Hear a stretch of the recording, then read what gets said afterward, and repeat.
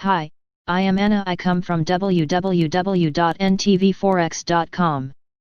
US dollar strength forces the Aussie back below 0.72 analysis http ntvforex.com news ID ad 9A2 F8 19 2020 11:59:49 p.m. AUD Australian dollar. The Australian dollar surged to an 8-month high yesterday, topping 0.7275 on the charts vs the greenback, fueled by a combination of factors including increased demand for risky assets and accelerating commodity prices, especially in iron ore and gold.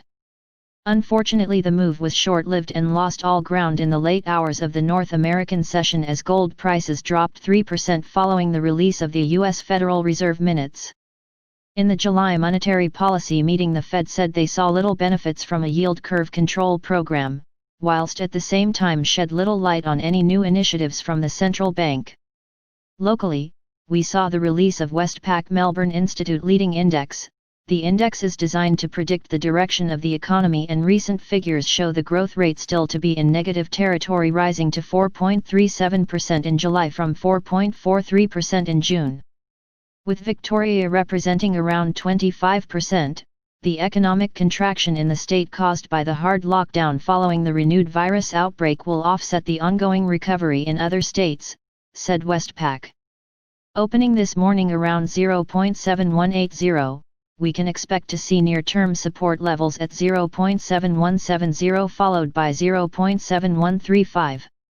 On the upside, resistance sits at 0.7245 and 0.7280. Looking ahead, there are no scheduled releases today, so we can expect the Aussie to take direction from commodities and equities. Key movers: the US dollar was the best performer overnight, bouncing back 0.8% on the US dollar index after a number of days in the red. The catalyst for the shift in direction came from the release of the FOMC July meeting minutes, which had a few surprising takeaways. In the first instance, there appears to be a consensus forming for further forward guidance. The minutes note, AA providing greater clarity regarding the likely path of the target range for the federal funds rate would be appropriate at some point. Secondly, and maybe more importantly, the Fed mentions that there is little consensus to adopt a yield curve control program and writes, AA participants judged that yield caps and targets were no warranted in the current environment but should remain an option that the committee could reassess in the future if circumstances change.